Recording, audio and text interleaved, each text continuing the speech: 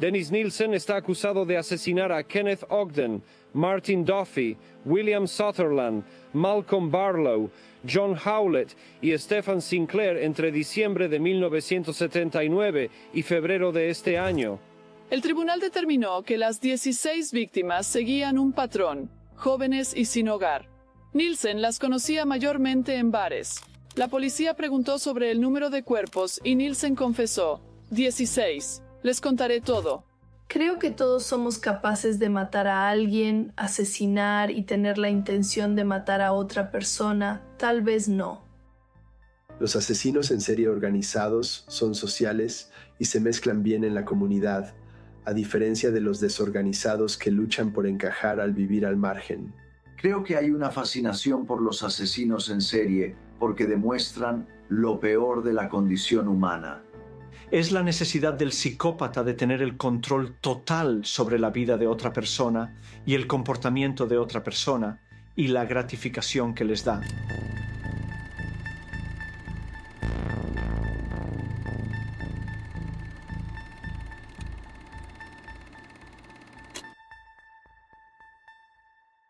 Sabemos que el padre de Dennis Nielsen no estaba presente mientras crecía, y hay un par de efectos diferentes que puede tener en un joven impresionable, crecer sin un padre.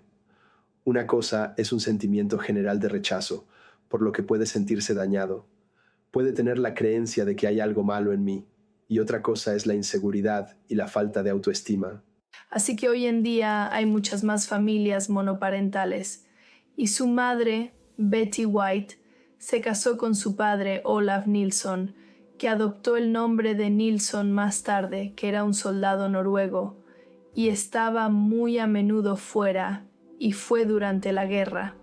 Así que obviamente no tuvo ese papel paterno, pero la persona que luego tomó esa especie de figura paterna fue luego su abuelo, con el que estaba muy unido.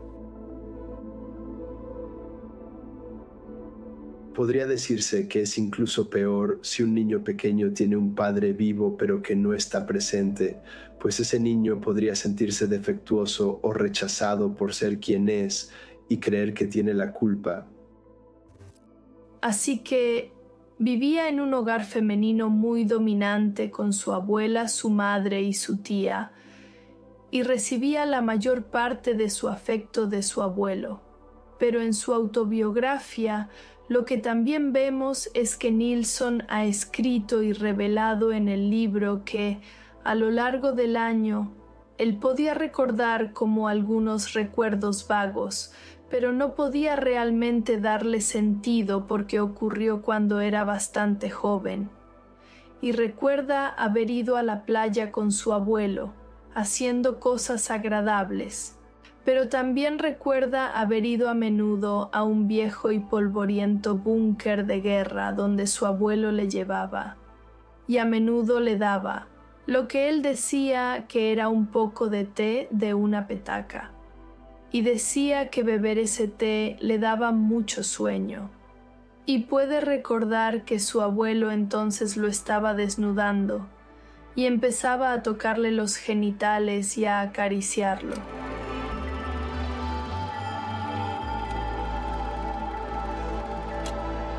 Dennis Nielsen afirmó en su autobiografía que su abuelo abusó sexualmente de él. Por supuesto, no sabemos si eso es cierto o no, pero si era cierto, es muy posible que eso le provocara un enorme complejo de inferioridad. Habría sentido que no era más que un objeto para el deseo de su abusador. Así que eso podría haber interiorizado este sentimiento de inutilidad, convirtiéndose en esta rabia que eventualmente quería desquitarse con otras personas. Para él, también había cierta confusión sobre lo que está bien y lo que está mal, porque no sabía que estos actos sexuales que se perpetraban contra él eran algo que no debería estar ocurriendo, aunque sabía que su abuelo le decía a menudo que eran secretos. Pero no se dio cuenta necesariamente de lo que le estaba pasando hasta más tarde, cuando fue capaz de procesar estos hechos. Y eso puede llevar a cierta confusión en términos de qué es amor, qué es afecto y qué es abuso sexual.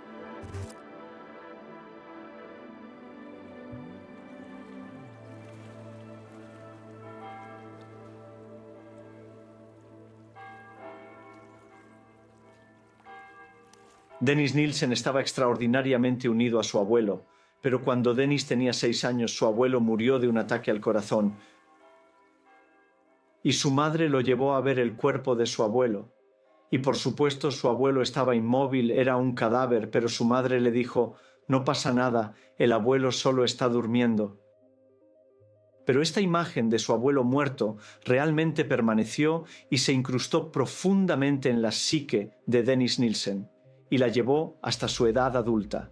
Y no hay duda de que estas experiencias tempranas jugaron un papel en Nielsen, no solo en su asesinato, sino en la forma en que hizo lo que hizo a los cadáveres después de muertos.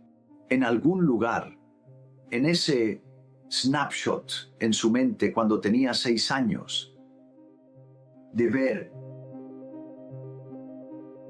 a alguien que tenía tanto poder sobre él y sin embargo ahora completamente impotente. Ahí estaba la génesis de la fantasía que iba a acechar toda la vida de Dennis Nielsen y le dio el concepto de que la única forma en que podía obtener un verdadero cumplimiento sexual era con un cuerpo flácido, inconsciente o incluso muerto. A esa edad, es muy difícil entender lo que es la muerte y la permanencia de la muerte, porque a menudo tienes niños jugando juntos diciendo: «Oh, te mato», y el niño se cae al suelo, pero siempre vuelve. Así que aquí es donde los niños no entienden realmente a los 5 o 6 años la permanencia de la muerte. Así que cuando su madre le dijo que su abuelo se había ido a un lugar mejor, se quedó un poco perplejo y se preguntó por qué no se había ido conmigo entonces. Ese sentimiento de pérdida de su abuelo dijo en su autobiografía que el amor y la muerte se fundieron en él, y ese parece ser el tipo de comienzo para el de tratando de entender su sexualidad, tratando de entender qué es el afecto, qué es el amor, a través de obviamente la única relación donde él sintió que era cuidado y amado.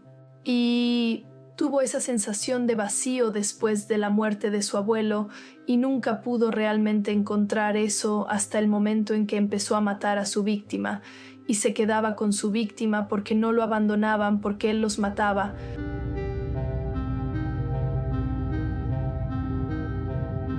Nielsen tuvo problemas con su propia sexualidad desde muy joven y realmente no sabía si era gay o heterosexual, así que decidió experimentar con su hermano y su hermana.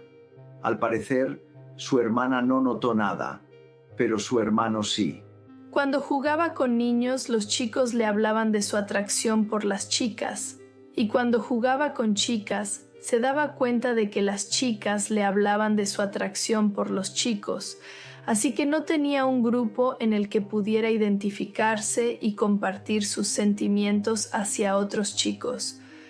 Así que la única manera que tenía de tener algún acercamiento físico con un chico era con su hermano, ya que compartían la cama cuando eran niños. Lo que empezaba a hacer entonces era esperar a que su hermano mayor se durmiera y oír su respiración mucho más lenta. Y cuando estuvo seguro de que su hermano estaba profundamente dormido, es cuando empezó a desnudarlo y luego a tocarlo, y así descubrir el cuerpo de su hermano. Por supuesto, la infancia es el momento de la experimentación sexual.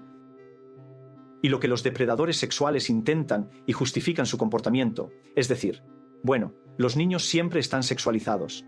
Y mientras que los niños obviamente exploran su sexualidad a medida que crecen y entran en particularmente obviamente a medida que entran en su adolescencia, esto no significa, de ninguna manera, forma o manera que quieran o de hecho estén listos para cualquier tipo de contacto sexual o intrusión en sus vidas por parte de un adulto depredador. No es raro que los niños experimenten sexualmente, pero es bastante inusual, incluso retorcido, que lo hagan con alguien que está durmiendo en ese momento. La exploración sexual entre niños es normal, pero la depredación sexual por parte de adultos no es ni puede ser tolerada. De todos modos, había cierta rivalidad y su hermano lo describía, en escocés, como una gallina, mujer, niña. Lo que no sentó muy bien en el noreste de Escocia, y estamos hablando de los años 50, la década de 1950. No era algo que fuera ampliamente aceptado en ese momento. Ser gay era todavía un delito penal en el Reino Unido. Nielsen sabía que no era, de alguna manera, no encajaba. Que es una de las razones por las que decidió, muy temprano, a los 14 años, que empezó a planear entrar en el ejército. Dormido. Bebe allí, yo aquí. Tal vez Crash, Van. ¿Qué? Echa un vistazo. Apunta la cámara hacia allí. Echa un vistazo a eso. ¿Lo ves? Mira el estado de eso. Todo el maldito techo se cae. Me cae a mí, para empezar. Se desgarra, golpea al perro, pobre viejo Boots. El periquito se eleva, una gran ronda, que te despierta también. Y allí, por primera vez, creo, se encontró capaz de hacer lo que quería. Se entrenó para ser chef. Aparentemente era muy buen cocinero. ¿Qué haces encendiendo y apagando la maldita cosa? Nunca se hace un camarógrafo, ¿sabes? No voy a hacer nada pornográfico. Así que cuando estaba en el ejército, fue entonces cuando empezó también a beber y se dio cuenta de que cuando estaban muy borrachos, algunos de sus compañeros de ejército se desmayaban de la borrachera y eso era a veces para él la oportunidad de empezar a tocarlos mientras estaban en la cama, pero también para él mismo de estar muy pasivo y fingir estar inconsciente por la bebida con la esperanza de que lo tocaran.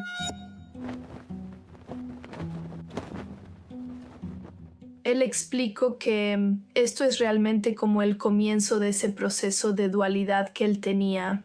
Y realmente cuando se dio cuenta que el placer sexual que podía tener y la intimidad que podía tener solo sería a través de tener a alguien completamente inconsciente y alguien pasivo. Y no hay duda de que este sentido que Nielsen tenía de anclar su sexualidad en la inmovilidad se estaba arraigando profundamente en él. Y creo que su experiencia con el alcohol y la pasividad que generó simplemente exacerbó eso. No aguanto la cerveza, la obtuve gratis. Es muy probable que Dennis Nielsen sintiera vergüenza por sus inclinaciones sexuales. Se sentía atraído por los hombres, lo que era socialmente inaceptable en la época, y también por los cadáveres. Intentó ser heterosexual en un par de ocasiones. Una vez contrató a una prostituta y le pareció una experiencia muy desagradable. Le atraían los hombres y luego fue destinado a Aden, donde por primera vez, creo,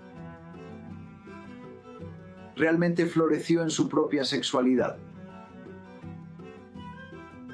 Algunas personas recurren al alcohol para aliviar la ansiedad social.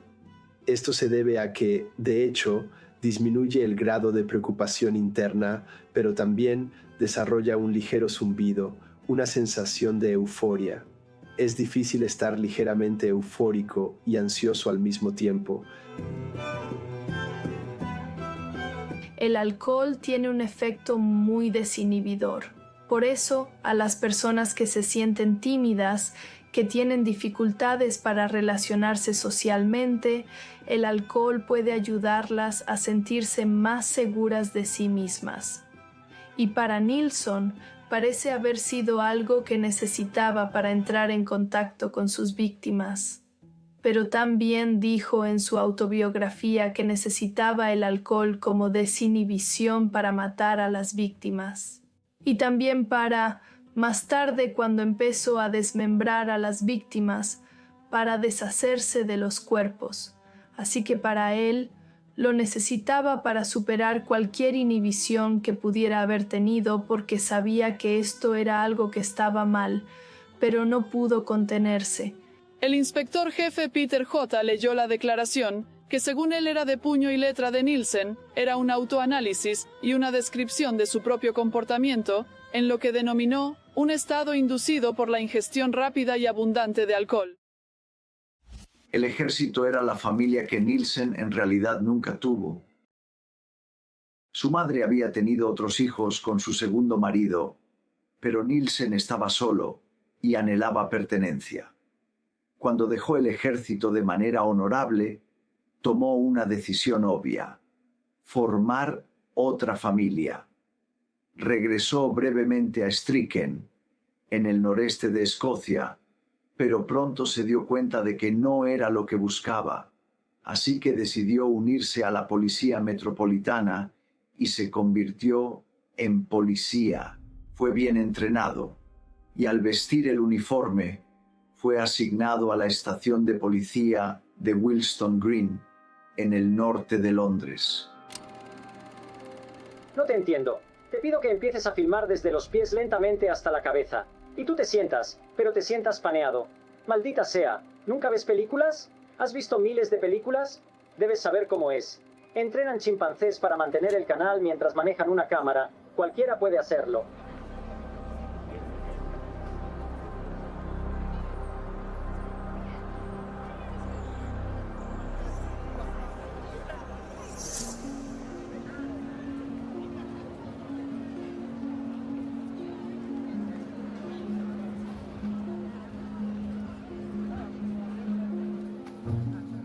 No creo que le gustara la cultura de cantina.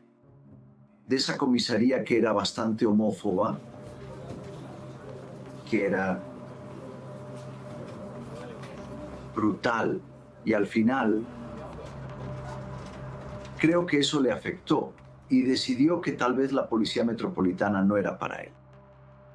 Seguía siendo claramente gay. No lo ocultaba para sí mismo. Puede que lo mantuviera en secreto en la comisaría de Willesden Green, pero ese es otro tema. Así que deja la policía y consigue un trabajo como empleado en la oficina de empleo de Denmark Street, en el centro de Londres, lo que antes se llamaba Tin Pan Alley, todavía allí, consiguiendo trabajos para trabajadores no cualificados. Y pasaba las tardes paseando por el Soho, caminando por High Holborn, la zona local, a menudo parando en los pubs. Y así fue como se convirtió en el implacable asesino en serie en el que se convertiría. El hombre interrogado por la policía es Andrew Nielsen, un empleado de 37 años conocido como Des. Trabaja en la Comisión de Servicios de Mano de Obra en Kentish, Londres, desde hace 6 meses. Anteriormente estuvo en otras 2 sucursales de MSC. Sus superiores aseguran que es un trabajador eficiente y tiene poco contacto con el público. Su labor consiste en tramitar solicitudes para el plan de transferencia laboral del gobierno. Nielsen lleva 6 años como funcionario y antes trabajaba en seguridad. También fue policía durante un año en los 70. John Underwood, noticias a los 10 años, en el norte de Londres. Se las arregló para mantener un trabajo como funcionario y también como oficial de policía, y hacía todo esto mientras cometía estos crímenes atroces en su tiempo libre. Así que creo que realmente dice mucho acerca de él como persona y su psicología, de su vida cotidiana ordinaria. Él no es alguien que está atormentado por el remordimiento o la culpa, que es en realidad bastante inusual. Creo que la mayoría de la gente realmente lucharía por vivir esas 2 vidas separadas. Bueno, creo que como la mayoría de los jóvenes que vienen a Londres, lo primero que encuentran es que Londres no es lo que parece en la televisión, que son las brillantes luces de Piccadilly. Pero en realidad Londres es un lugar muy triste. La gente tiende a sorprenderse bastante cuando oyen que los asesinos en serie pueden haber tenido un trabajo como él, que tenía un trabajo como agente de policía en el Met y luego fue funcionario. Pero si lo piensas, todos tenemos diferentes sombreros, diferentes roles en la vida. Podemos ser madre o padre, luego podemos ser empleados. Podríamos ser alguien que hace cierto deporte. Y la forma en que la gente nos describe en nuestra vida privada o profesional puede ser ligeramente diferente. Pero somos capaces de vivir con todos estos papeles y sombreros diferentes. Y para él era algo en lo que navegaba con bastante facilidad, teniendo su vida profesional muy separada de su vida sexual y personal, que nadie era realmente capaz de darse cuenta de lo que estaba pasando detrás de las puertas.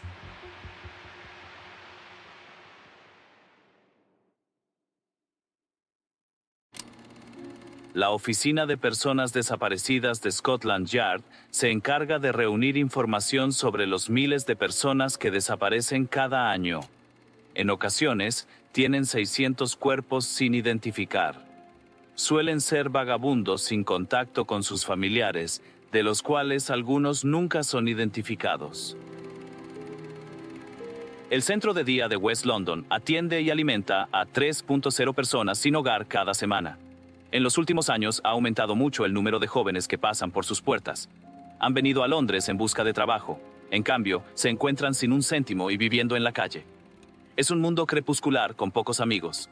Los objetivos de Nielsen eran todos hombres jóvenes, ciertamente de 14 a 19 años. No eran hombres maduros capaces quizá de defenderse o de comprender lo que hacía, o de aprovecharse realmente de su vulnerabilidad e ingenuidad, de su inexperiencia. Y eso es cierto en la primera víctima, Stephen Holmes, que tenía 14 años. Lo conoció en un pub. Para entonces Nilsson se había ido a vivir a un piso en Melrose Avenue, en Cricklewood, al norte de Londres. Lo conoció en un pub local. El chico intentaba comprar alcohol, pero por supuesto no tenía la edad suficiente y el camarero se dio cuenta. Así que Nielsen se ofreció a comprárselo. Lo abasteció de alcohol y luego lo llevó de vuelta al piso de Melrose Avenue, donde procedió a emborracharlo en extremo. Él sabía, Nielsen sabía, que tenía que tener este cuerpo sin vida. Así que lo estranguló y para asegurarse de que estaba muerto, lo ahogó. Pero guardó el cuerpo, conservó el cuerpo durante unos 8 meses. Solía ponerlo bajo las tablas del suelo y luego lo sacaba. Este joven tenía sexo con él, como digo, tal vez sin penetración, y luego lo devolvía. Un poco como un amigo, escuchaban música juntos. Sé que puede sonar extraño, pero este es un hombre adulto que trabaja como empleado en un centro de empleo, que va a casa por la noche para sentarse con el cadáver del chico que ha matado. Los asesinos suelen orientarse hacia grupos sociodemográficos específicos, ya sea por odio hacia ellos, debido a sus experiencias previas o simplemente para reducir el riesgo. Por ejemplo, los hombres tienden a atacar a individuos jóvenes o frágiles. Dennis Nielsen atacaba a hombres jóvenes homosexuales, quizás debido a su atracción sexual por ellos o a razones más profundas relacionadas con su propia vergüenza y sexualidad. Así proyectaba esto en sus víctimas. La efebofilia es lo que se llama una cronofilia. Es cuando la gente se siente atraída por una especie de rango de edad. Pero no es realmente un rango de edad, son más las características asociadas con un rango de edad. Así que la efebofilia corresponde al rango de edad de alrededor de 15 a 19 años, más como el final de la adolescencia, y este es el tipo de chicos por los que Nilsson se sentía particularmente atraído. La cronofilia, de la que más a menudo hemos oído hablar, es la pedofilia, que es la atracción sexual por los niños y los prepúberes cuando el cuerpo aún no se ha desarrollado. Así que para Nielsen necesitaba que el cuerpo se hubiera desarrollado, pero no tener velo corporal, que es algo por lo que parece sentirse bastante atraído.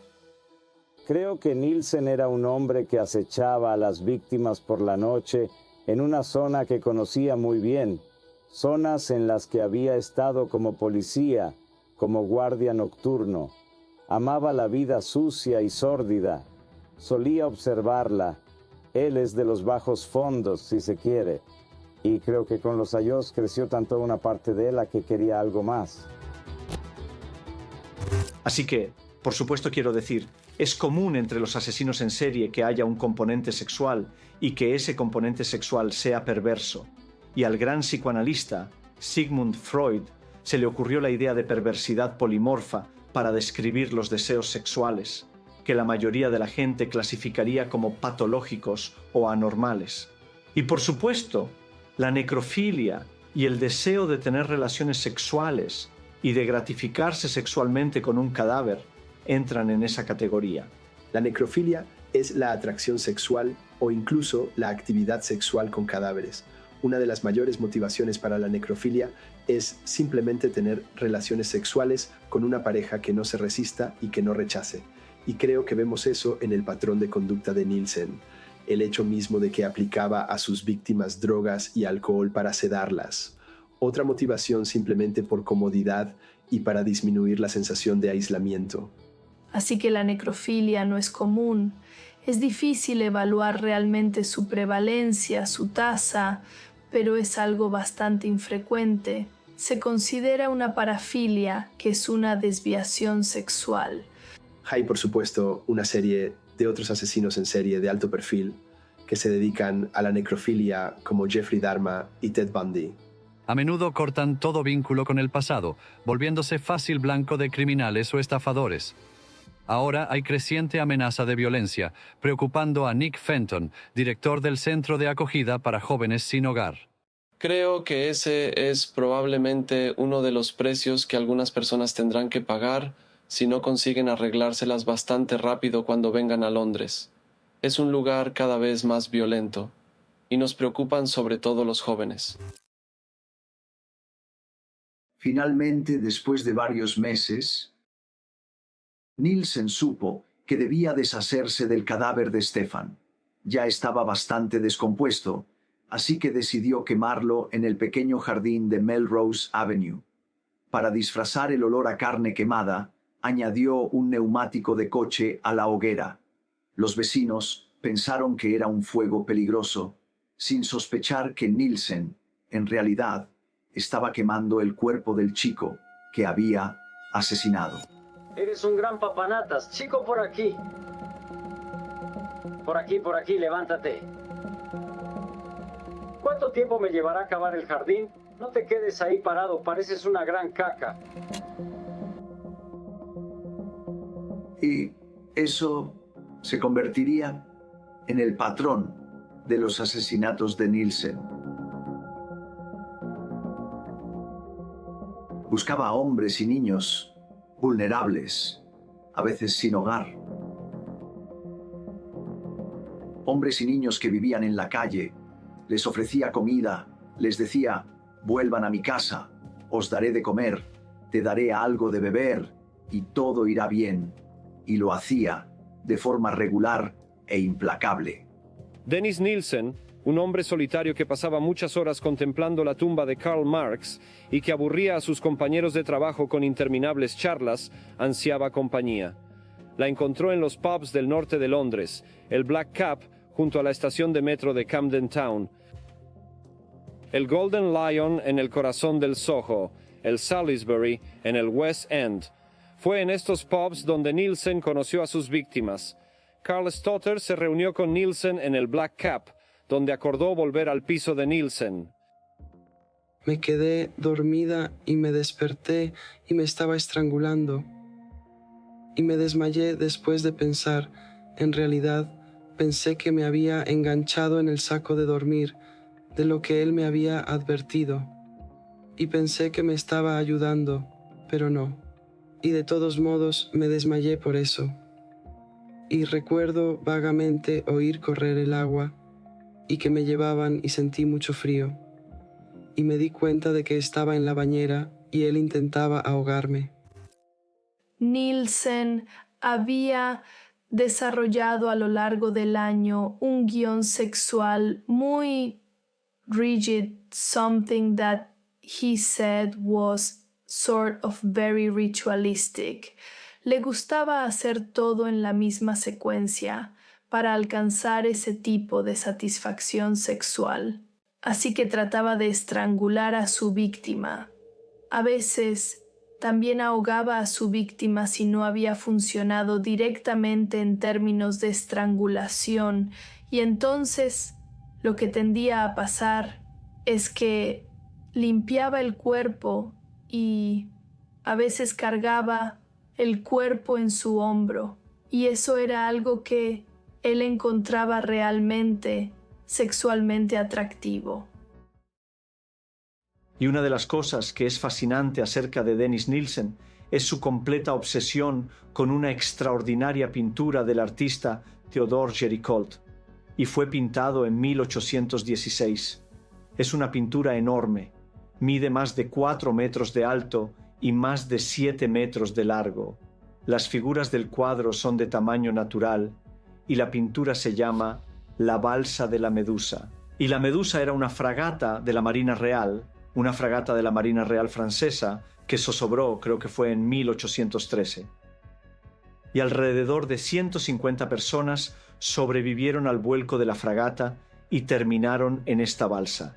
Y estuvieron en la balsa durante 13 días, durante los cuales hubo una orgía de asesinatos y canibalismo.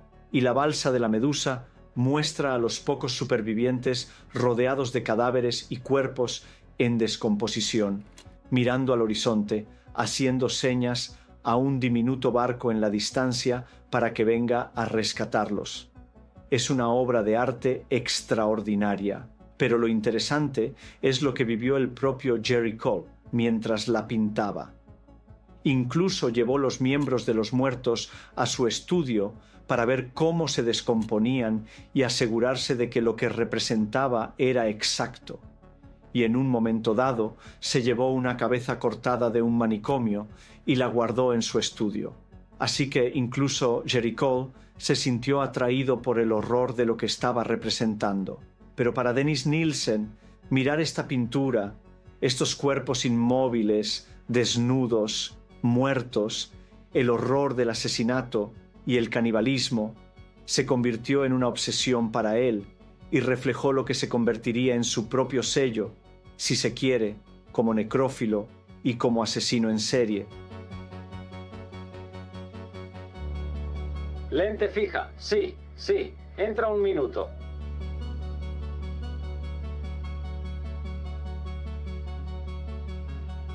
Dispárale a ese maldito perro, masticó mis pantuflas otra vez. Masticar pantuflas, lo entiendo. Voy a anillar su maldito cuello si lo atrapo de nuevo. Las víctimas de Dennis Nielsen contaron que a veces las estrangulaba hasta dejarlas inconscientes y luego tenía sexo con ellas mientras dormían, y si se despertaban intentaba convencerlas de que todo había sido una pesadilla. No creo que esto sea tan sofisticado como la manipulación o la luz de gas. Creo que solo inventa una excusa en el momento. Había un componente ritual en el comportamiento de Dennis Nielsen.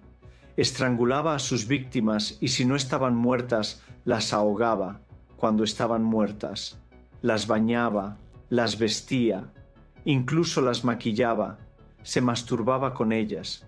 Cohabitaba con ellos porque, en efecto, se convertían en sus macabros compañeros, se convertían en las personas a las que invitaba compulsivamente a su mundo, a compartir su mundo de una forma que quizá ninguna persona normal, ninguna persona viva podría compartir. Para otros, la forma en que Nielsen trataba a estas personas cuando estaban muertas era extraordinariamente abusiva. Para él era solo un medio, a través de este abismo de oscuridad emocional en el que vivía, de cruzar ese puente y encontrar algún contacto con algo de lo que sentía que obtendría algo a cambio. En general, creo que controlamos poco nuestros impulsos sexuales, pero es crucial tener control sobre nuestro comportamiento y saber qué no hacer para satisfacerlos. Algunas acciones pueden ser criminales. El señor Lawrence mencionó cómo Nielsen se deshacía de los cuerpos. Vivía con ellos bajo el suelo, colocaba las entrañas en el jardín para los animales del vecino. También cocinaba cabezas cortadas en una olla. Su mente está claramente dañada. El juicio continúa. Las noticias de Anne Lucas a la 1 en The Old Bailey. Dennis Andrew Nielsen nació el 23 de noviembre en 1945 en Fraserburgh, Escocia. Pasó su infancia en esta casa. Su madre lo describía como un niño tranquilo, sin nada que lo distinguiera de los demás. Nielsen estudió en Fraserburgh, pero nunca conoció a su padre, quien abandonó a la familia cuando era muy pequeño. En el momento de su detención, Dennis llevaba 10 años sin ver a su madre. ¿Cómo cree que Dennis pudo verse envuelto en este tipo de problemas y luego ser capaz de vivir al día? Bueno, esa es la parte que no entiendo. Simplemente no entiendo cómo esto pudo continuar sin que nadie supiera nada. Quiero decir, yo no sé nada de estos 10 años de su vida. Y no puedo ver lo que le estaba pasando. Algo debe haberle pasado. Porque no es mi Dennis el que lo está haciendo. No es el chico que conocí el que está haciendo estas cosas.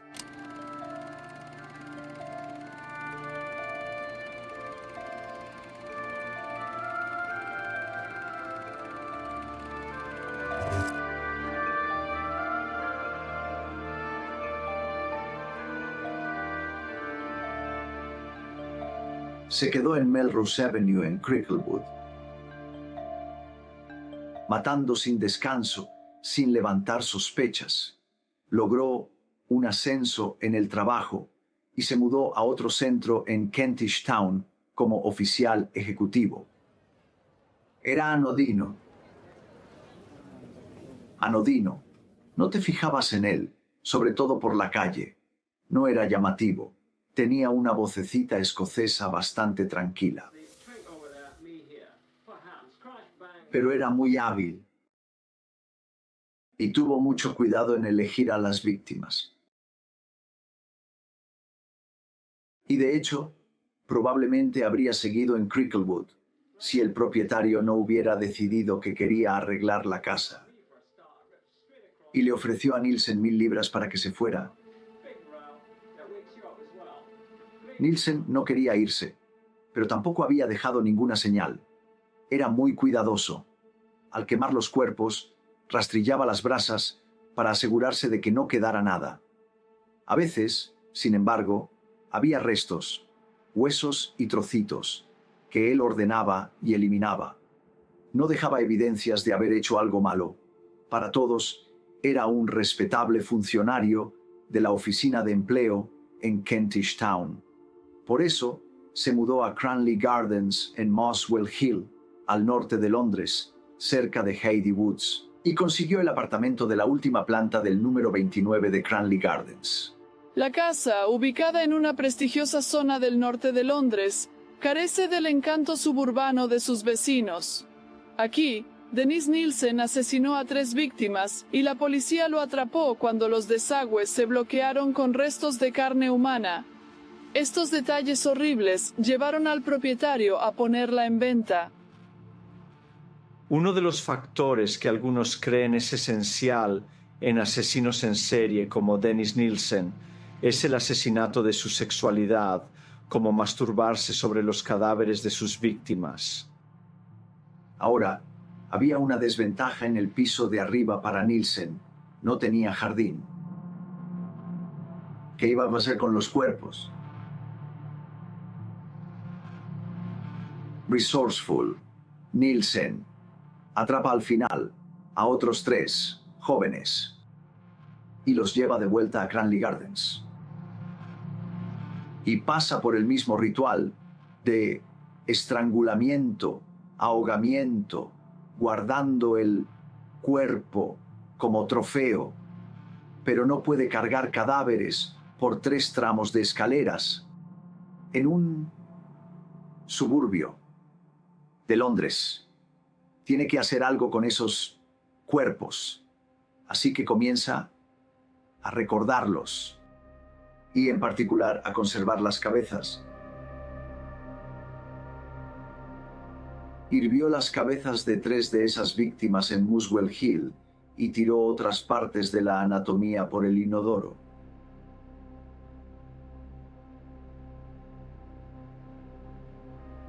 Y fue eso lo que al final llevó a Nielsen ante la justicia. A estas alturas tiene más de 30 años.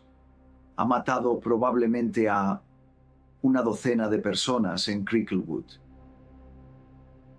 Está en Cranley Gardens y los otros residentes de la casa comienzan a quejarse de que los desagües están bloqueados. Los cadetes llegan de 2 en 2, como en un desfile, desde el centro de entrenamiento en Hendon. Son en su mayoría chicos de 17 años, aunque también hay algunas chicas. Se ponen manos a la obra de inmediato, removiendo la tierra y eliminando la maleza con varas en el descampado detrás de la casa. Después de 1 hora, el instructor les ordenó hacer ejercicios y encontraron cosas interesantes. Seguimos buscando en el jardín trasero, como ya os he contado en los últimos días. Pero esta mañana también nos ocupamos de lo que yo llamo el terreno baldío, en la parte trasera de estas instalaciones que verán detrás de mí. Así que enviaron a un ingeniero de Dyno Rod, un ingeniero de drenaje, que memorablemente va a los desagües y descubre que están llenos de material carnoso. Y no está muy seguro de lo que está pasando aquí, porque no esperas encontrar lo que parece carne humana.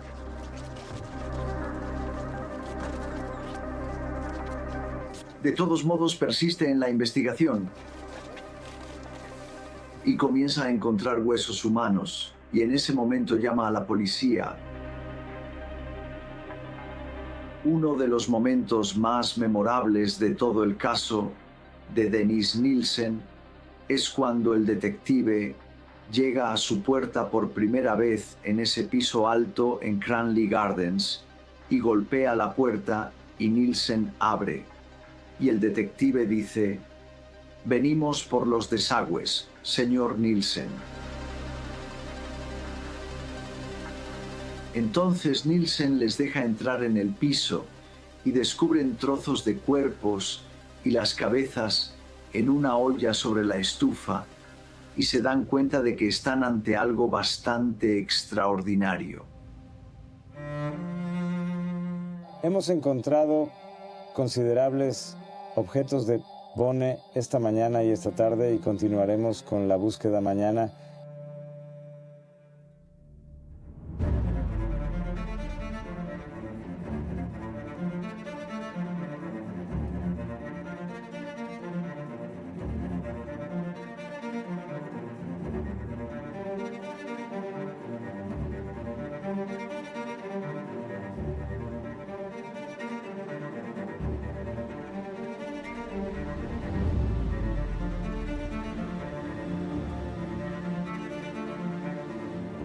¿Parece que los cuerpos fueron quemados en el patio trasero antes de ser enterrados? Hay una posibilidad.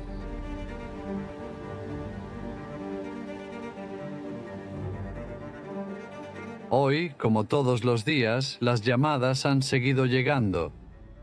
¿Tienes problemas con un hijo desaparecido? Oh, vaya. Supongo que algunas personas fantasían en que su familiar podría estar involucrado en este desafortunado evento, lo cual es aterrador para ellos. Mucha gente ha estado llamando preguntando si podría tratarse de su familia o pariente. El acusado de 37 años fue llevado al Tribunal de Magistrados de Highgate bajo custodia policial 2 horas antes. había sido acusado ayer tras un interrogatorio y llevaba una camisa de cuello abierto, gafas y restricciones. A las 10 en punto, Dennis Andrew Nielsen fue llevado al banquillo de los acusados, donde se leyó el cargo de asesinato de Stephen Neil Sinclair. Hubo objeciones a la libertad bajo fianza y se le ordenó quedarse bajo custodia policial hasta el miércoles 16 de febrero. A las 10:01, fue trasladado rápidamente en un furgón policial. Y mientras Nielsen es introducido en el coche de policía, el detective jefe se dirige a él y le dice: ¿A cuántos has matado? La policía sabe que son al menos 3, pero Nielsen dice con bastante indiferencia: 15 o 16. Y empieza a explicar. Solo se le acusa de 7 asesinatos, ya que fueron los únicos 7 que se identificaron. Pero no hay duda de que Nielsen mató a muchos más, y por supuesto es condenado. Al resumir el caso para la acusación, el señor Allen Green afirmó que Nielsen disfrutaba del poder que ejercía sobre la vida y la muerte. Sabía que lo que hacía era perverso e ilegal, pero continuó haciéndolo de manera deliberada.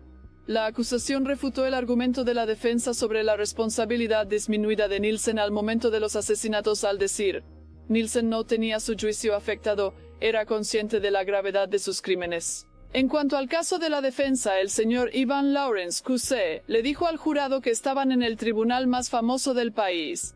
Añadió que el tribunal ha conocido casos horribles, pero dudo que haya visto un conjunto de asesinatos tan espantosos. ¿No es evidente que está loco? Dennis Nielsen se libró de Carl Stotter, pero al menos 15 personas no tuvieron tanta suerte. Pagaron el precio más alto por la hospitalidad de Dennis Nielsen. Él los mató, troceó sus cuerpos y luego los quemó, hirvió o enterró. El reino de Nielsen como carnicero estaba terminando. En febrero, restos humanos aparecieron en una alcantarilla cerca de su última casa en Londres. ¿Todavía sientes en tu mente, en tu corazón, que Dennis sigue siendo tu hijo? Sí, siempre será mi hijo. Y por eso quiero que sepa que todos estamos preocupados por él. Y espero que reciba ayuda para sobrellevar la situación en la que está.